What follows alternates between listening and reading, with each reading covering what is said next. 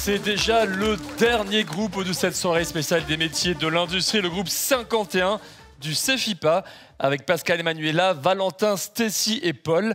Ils préparent un diplôme d'ingénieur. Leur relais est Régis Arnoux. Ils sont mis en scène par Adèle Guidoni. Le titre de leur scénette, La grande invention du siècle.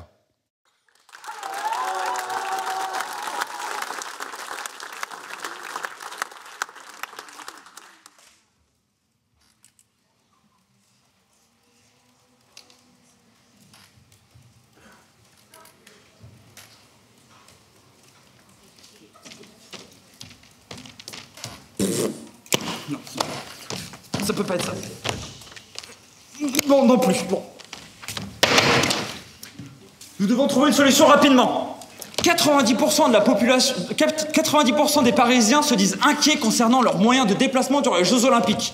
Les lignes de métro vont être saturées, il va y avoir une concentration de la population. Notre rôle, trouver une solution à ce problème de déplacement. Il va nous falloir faire simple et efficace. Mes petits génies, mes petites poulettes. Amélia Spark et Sandy Power. Une idée peut-être?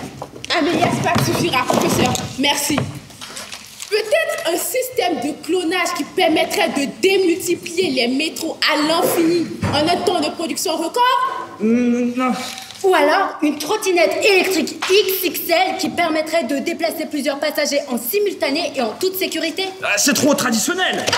Un transporteur volant qui pourrait... Professeur Archibald! Professeur Archibald! Professeur Archibald, excusez-moi. Je ne suis qu'un simple technicien, mais je crois avoir trouvé la solution à votre problème. Une machine pour se téléporter! Mon cher Oliver, je savais que je pouvais compter sur votre savoir. La téléportation, c'est du génie. Alors là, attendez, les téléporteurs fonctionnent sur le principe de dématérialisation et de réassemblage de la matière à distance. Mais le problème majeur serait la quantité d'énergie astronomique nécessaire pour déplacer ne serait-ce qu'une personne. Et sûrement les risques des électrons de télescopage pour la santé et la sécurité des utilisateurs. D'ailleurs, avez-vous pensé aux réglementations de sécurité? Bien sûr que non, mais... Bien sûr que non, mais écoutez la commodité. Plus de métro bondé, plus de problèmes de transport. Et attendez, écoutez les possibilités. On va pouvoir se déplacer n'importe où, n'importe quand, en un temps record. Mais qu'en est-il de l'empreinte carbone? Nous devons être responsables, Archibald. Professeur, si je puis me permettre, j'ai peut-être été un peu trop vite en pensée. Est-ce vraiment une priorité dans le domaine de la recherche ingénieure? Est-ce que cela ne risque-t-il pas de perturber l'équilibre de l'univers? Non-sens! Mon dispositif est parfaitement calibré pour éviter toute perturbation néfaste. J'ai déjà procédé à quelques tests et nous allons pouvoir tous les mettre en pratique. Allez hop, tous en place!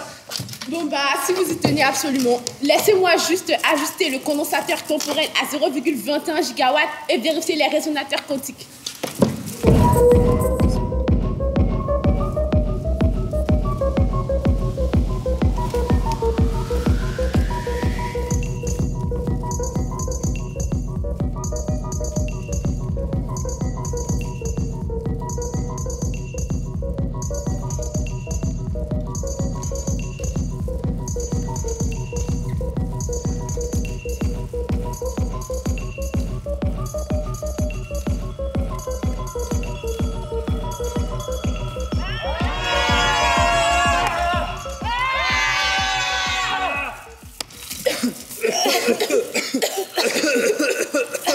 Archibald, je vous avais bien dit que votre invention était trop risquée. Le court-circuit typique, quoi. C'était évident que la téléportation ne fonctionnerait pas.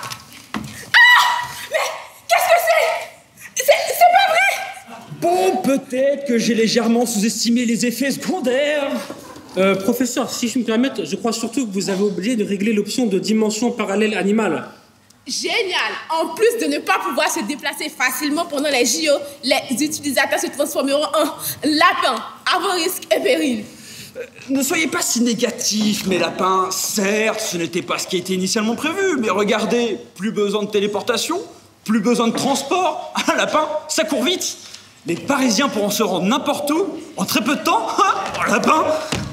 En tout cas, avec cette invention, nous respectons l'éthique, l'environnement et les réglementations en vigueur.